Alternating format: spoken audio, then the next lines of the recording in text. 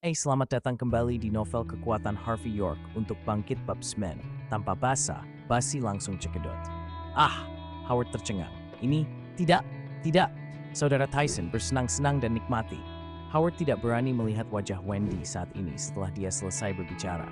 Sebaliknya, dia mengambil kunci di atas meja dan hendak berlari. Howard, Anda bajingan. Wendy gemetar karena marah. Dia tidak pernah berpikir seorang pria seperti dia akan menjadi pengecut. Teman sekelas lainnya juga meringkuk. Mereka semua tampak seperti takut mendapat masalah.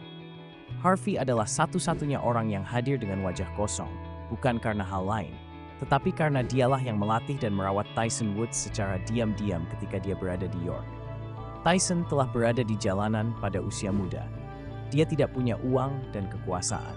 Dia hampir dibacok sampai mati di jalanan beberapa kali. Suatu kali, Harvey bertemu dengannya dan berpikir dia mungkin menjadi tokoh terkemuka. Jadi dia memutuskan untuk melatihnya. Dia terkejut bahwa Tyson telah tumbuh begitu banyak hanya dalam beberapa tahun. Namun, Harvey tidak berniat mengenalinya. Dia bukan lagi pewaris York setelah bertahun-tahun. Tyson mungkin tidak ingin mengenalinya. Sementara itu, Tyson yang jahat akhirnya melirik orang lain di ruangan itu dengan sengaja. Meskipun demikian, ketika tatapannya melewati Harvey, dia sedikit terkejut. Wajahnya berubah di detik berikutnya. Kesombongan dan kekejahatannya langsung menghilang. Sebaliknya, dia dengan cepat bergerak maju dan berjalan ke Harvey.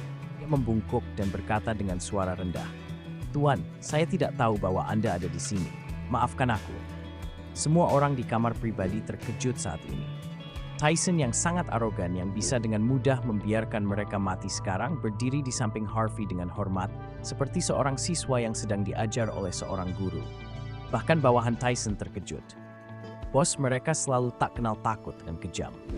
Dia tidak pernah begitu menghormati seseorang. Harvey adalah satu-satunya yang tetap tenang dan tidak menunjukkan ekspresi. Sudah lama, Harvey menghela nafas setelah waktu yang lama.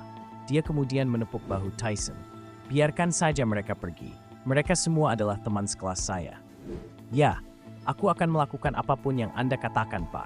Aku akan membiarkan mereka pergi. Keluarkan mereka dari sini. Aku akan senang untuk mengejar ketinggalan dengan Anda, Pak. Jangan biarkan mereka mengganggu kita." Tyson sangat bersemangat. Segera, teman sekelas dengan ekspresi aneh itu semua ditendang keluar. Di luar Platinum Hotel, semua teman sekelasnya terkejut. Shirley bahkan bergumam, "Saya tidak berharap Harvey membantu kami.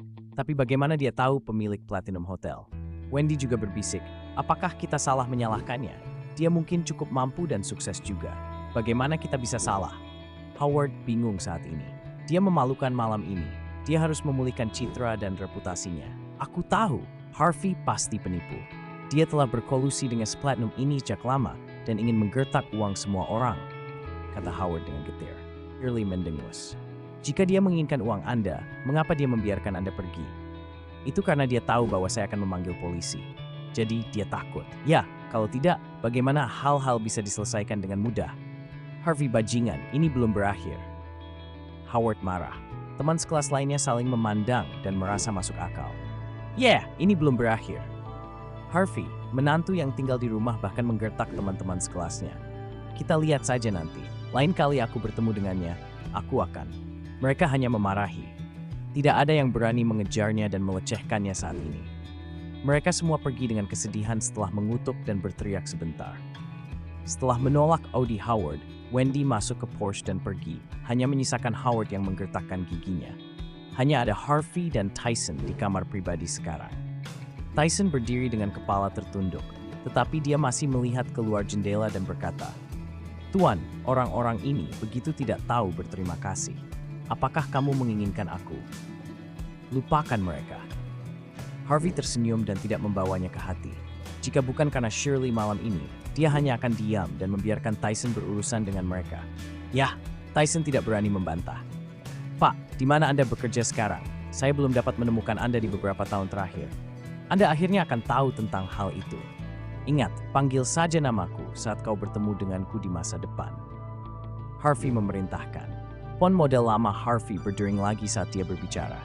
Dia mengangkat telepon dan meliriknya. Dia mengerutkan kening dan berkata, "Sial, aku harus kembali dan membersihkan rumah. Tyson, aku akan datang kepadamu ketika aku bebas." Begitu dia selesai berbicara, dia mengendarai sepeda listriknya dan menghilang dari pandangan Tyson yang membosankan. Telepon model lama Harvey berdering lagi saat dia berbicara. Dia mengangkat telepon dan meliriknya.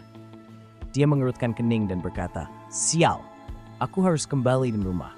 Tyson, aku akan datang kepadamu ketika aku bebas." Begitu dia selesai berbicara, dia mengendarai sepeda listriknya dan menghilang dari pandangan Tyson yang membosankan.